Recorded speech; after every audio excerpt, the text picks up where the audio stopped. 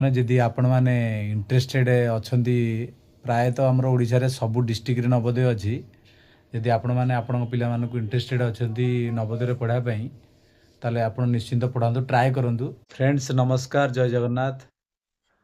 ବର୍ତ୍ତମାନ ମୋର ବଡ଼ ପୁଅ PMC ଜବାହାର ନବୋଦୟରେ ପାଠ ପଢ଼େ। ସେ ଆଜି ଘରକୁ ଆସି 2 ଦିନ ହେଲା ଘରକୁ ଆସି ତାକୁ ପଚାରିବା ତାର ସେଠି ଯେଉଁ ଡେଲି ରୁଟିନ୍ ସବୁ କ'ଣ ତାକୁ ଟିକେ ପଚାରିବା। ତୁ ଆସିକି 2-3 ଦିନ ହେଇଗଲାଣି, ତୁ ମୋତେ ଆମର ଫ୍ରେଣ୍ଡସ୍ ମାନେ ଟିକେ ଜାଣିବେ ତୁ ହଷ୍ଟେଲରେ ଯେହେତୁ ରହୁଛୁ ତୋର ସେଠି ଟାଇମ୍ ଟେବୁଲ୍ ରୁଟିନ୍ ଡେଲିର କ'ଣ? ଆମର ରୁଟିନ୍ ଯେମିତି ଆମେ ସକାଳେ ଉଠିବାକୁ ଆସିବେ, ଆମକୁ 5:30 ବେଳେ ଉଠିବାକୁ ଆସିବେ। 6ଟା ବେଳେ ଆମର ଆଟେଣ୍ଡାନ୍ସ ହବ, ଗଣିବେ ପିଲେ କେତେ ଅଛନ୍ତି, ପୁରା ଅଛନ୍ତି କି ନାହିଁ। ସକାଳ 5ଟାରେ ତମେ ଉଠିଯାଅ, ସକାଳେ 5:30 ରେ ଉଠଉ, 5:30 ଉଠିକି ଗଣିବେ। ଗଣିବେ। ତାପରେ ଆମେ 6ଟା ବେଳେ ଆସୁ। 6ଟାରୁ 7:30ରେ ଆମେ ଗାଧେଇବ କି ପଡ଼ିବ, ସେତେ ଟାଇମ୍ ମିଳେ। 7:30 ବେଳେ ଆମର ବ୍ରେକଫାଷ୍ଟ ହବ। ନାଇଁ 5ଟାରେ ଉଠିକି ଯାଅନି, ତମେ ମର୍ଣ୍ଣିଂ ୱାକ୍ରେ ଯାଅନି ନା? ଶୀତ ଦିନ ହେଇଛି ବୋଲି ନା ବନ୍ଦ ଅଛି। ଆଉ ଆଚ୍ଛା। ଖରା ଦିନେ ଯାଉ ଆମେ ମର୍ଣ୍ଣିଂ ୱାକ୍ରେ। ଫ୍ରେଣ୍ଡସ୍ ମୁଁ ଟିକେ ଆପଣଙ୍କୁ କହିଦେଉଛି, ଇଏ ଆମର ମୋ ପୁଅ ଯେଉଁ ହିମାଚଳ ପ୍ରଦେଶ ସୋଲନ ଡିଷ୍ଟ୍ରିକ୍ଟରେ ପଢ଼ୁଛି। ତାପରେ ଆମର ଏଇନା ବ୍ରେକଫାଷ୍ଟ ହବ 7:30 ବେଳେ। 7:30 ବେଳେ ବ୍ରେକଫାଷ୍ଟ ହେଇକି 8:20ରୁ ଆମର କ୍ଲାସେସକୁ ଯିବାର ହବ। 8:20ରେ ଆସେମ୍ବଲି ହବ, ମର୍ଣ୍ଣିଂ ଆସେମ୍ବଲି ହବ। 8:20 ମର୍ଣ୍ଣିଂ ଆସେମ୍ବଲି ସରିଲା ପରେ ଆମର 8ଟା ପିରିୟଡ଼ ହେଇ 1:30 ବେଳକୁ ଛୁଟି ହେଇ 1:40ରେ ଛୁଟି ହବ।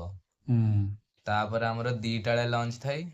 2ଟା ବେଳେ ଲଞ୍ଚ କରିକି ଆସିବୁ, ରେଷ୍ଟ କରିବୁ। ତାପରେ 3:30 ବେଳେ ଆମର ରିମିଡ଼ିଆଲ କ୍ଲାସ୍ ଥାଏ, ସେଥିରେ ଯାଇକି କ୍ଲାସ୍ ହେଇ ଘଣ୍ଟେ 1.5 ଘଣ୍ଟା କ୍ଲାସ୍ ହେଇ 4:30 ଯାଏଁ କ୍ଲାସ୍ ହବ। ତାପରେ 4:30ରୁ 5:30 6ଟା ଯାଏଁ ଆମକୁ ଖେଳିବାକୁ ଟାଇମ୍ ଦେବେ। ତାପରେ ଆମକୁ ତାପରେ ଖେଳିକି ଆଇଲା ପରେ ଚାହା ମିଳେ। ଚାହା ଯିଏ ପିଇବ ପିଏ, ନହେଲେ ନ ପିଇଲେ ପିଅନ୍ତିନି। ତାପରେ 6:30 ବେଳେ ଆମେ ପୁଣି କ୍ଲାସ୍କୁ ଯିବୁ, ସୁପରଭାଇଜ୍ ଷ୍ଟଡି ହବ, ସେଲ୍ଫ ଷ୍ଟଡି କରିବୁ, ଆସିବୁ। ତାପରେ 8ଟା ବେଳେ ଡିନର ହେଇକି ତାପରେ ଆସିବେ ଆମର HM ସାର୍ ଆସିବେ, ଆଟେଣ୍ଡାନ୍ସ କରିବେ, ପୁଣି ପଳେଇବେ। ସେ ଟାଇମ୍ରେ ତମେ ଶୋଇ ପଡ଼ କି ପଢ଼, ସେ ତମ ଇଚ୍ଛା। ଆଚ୍ଛା, ତମର ପାଠ ପଢ଼ାଟା କେମିତି ହୁଏ? ମାନେ ପାଠ ପ୍ରାଇଭେଟ୍ ସ୍କୁଲ ଅପେକ୍ଷା ଯେଉଁ ତୁ ଆଗରୁ ପ୍ରାଇଭେଟ୍ରେ ପଢ଼ୁଥିଲୁ ହୁଁ ଏବେ ସିଟି ପଢ଼ୁଛୁ, କେମିତି ପାଠ ପଢ଼ା ରହୁଛି? ପ୍ରାଇଭେଟଠୁ ଭଲ ପାଠ ପଢ଼ା ହେଇ ଆମର ବେଶୀ ଟାଇମ୍ ଟିଚର୍ ଦଅନ୍ତି, ଆଉ ସବୁ ପଚରା ପଚରି କରନ୍ତି ଯାହା ହେଲେ। ପ୍ରାଇଭେଟ୍ ସ୍କୁଲରେ ଯେମିତିଆ ଆମର ଡାଉଟ୍ ସଲଭିଂ ଏତେ ହେଇନି, କି ଯେତେବେଳେ କ'ଣ ହେଲା ତମେ ପଚାରି ପାରିବନି। ଏଇଠି ସବୁ କିଛି ହେଇପାରିବ। ଆଉ ଏଇଠି ବେଶୀ ଅନଲାଇନ୍ ଇଆଡ଼େ ବି ଆମକୁ ଦେଖାନ୍ତି, ଯେମିତି ସବୁ କ୍ଲାସ୍ରେ ପ୍ୟାନେଲ୍ ଲାଗିଛି। କିଛି ଅନଲାଇନ୍ ଦେଖିବାକୁ ଥିଲେ ଅନଲାଇନ୍ ଦେଖାନ୍ତି।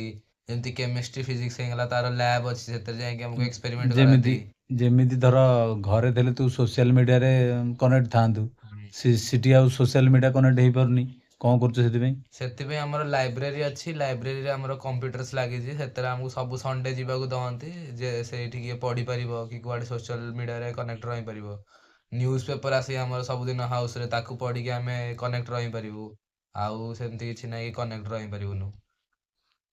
ଆଚ୍ଛା, ଆଉ ତାପରେ ଯଦି କୌଣସି ପ୍ୟାରେଣ୍ଟସ୍ ଆମର ଭିଡ଼ିଓ ଦେଖି ଚାହିଁବେ ସେ ତାଙ୍କ ପିଲାମାନଙ୍କୁ ନବୋଦୟରେ ପାଠ ପଢ଼ାଇବା ପାଇଁ, ତାହେଲେ ସେଥିରେ କ'ଣ କରିବାକୁ ପଡ଼ିବ?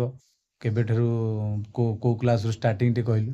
ନବୋଦୟ ଆମର ଷ୍ଟାର୍ଟ ହେଇଯାଏ ଆମର 6th କ୍ଲାସ୍ରେ ଷ୍ଟାର୍ଟିଂ ଥାଏ। ପୁଣି 6th କ୍ଲାସ୍ ପରେ ଯିଏ ରହିଯାଏ ଯାହାର ନବୋଦୟ, ତାଙ୍କ ପାଇଁ ନବମ ଆଉ +1କୁ ଏଣ୍ଟ୍ରିର ଥାଏ।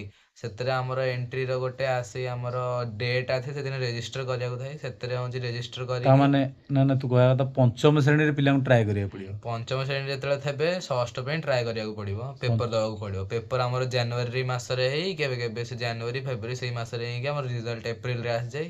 ସେତେବେଳେ ପିଲା ସିଲେକ୍ଟ କରିଦିଅନ୍ତି। ପଞ୍ଚମରେ ଥରେ, ତାପରେ 8th ଥରେ ଟ୍ରାଏ କରିବାକୁ ପଡ଼ିବ। ଅଷ୍ଟମରେ ଥରେ, ପୁଣି 10ମରେ ଥରେ ଗୋଟେ ଟ୍ରାଏ ହେଇପାରିବ। ସାଙ୍ଗମାନେ ଯଦି ଆପଣମାନେ ଇଣ୍ଟରେଷ୍ଟେଡ୍ ଅଛନ୍ତି, ପ୍ରାୟତଃ ଆମର ଓଡ଼ିଶାରେ ସବୁ ଡିଷ୍ଟ୍ରିକ୍ଟରେ ନବୋଦୟ ଅଛି।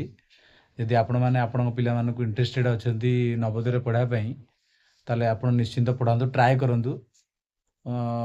ମିଡ଼ିୟମ୍ କ୍ଲାସ୍ ପରିବାର ପାଇଁକା ବଢ଼ିଆ, ପଇସା ବି ସେଭ୍। ଆକ୍ଚୁଆଲି ଜେନେରାଲ୍ କ୍ଲାସ୍ର 9th କ୍ଲାସ୍ରୁ ଫିସ୍ ଲାଗିବ, ନହେଲେ ଫିସ୍ ଲାଗେନି ନା? ଫିସ୍ ଲାଗେନି, ଖାଲି ଜେନେରାଲ OBCକୁ ଲାଗିବ ଫିସ୍ ଆମର 700 ଟଙ୍କା ହେଉଛି ମାସକୁ ଲାଗେଇ। ସେ ହେଉଛି ନବମରୁ +2 ଯାଏଁ। ଜେନେରାଲ OBC ବାଲାଙ୍କୁ, ପୁଅ ପିଲାଙ୍କୁ, ଝିଅ ପିଲାଙ୍କୁ ଜମା ଫିସ୍ ନାହିଁ ଆମର, ପୁରା ଫିସ୍ ଜିରୋ ଥାଏ।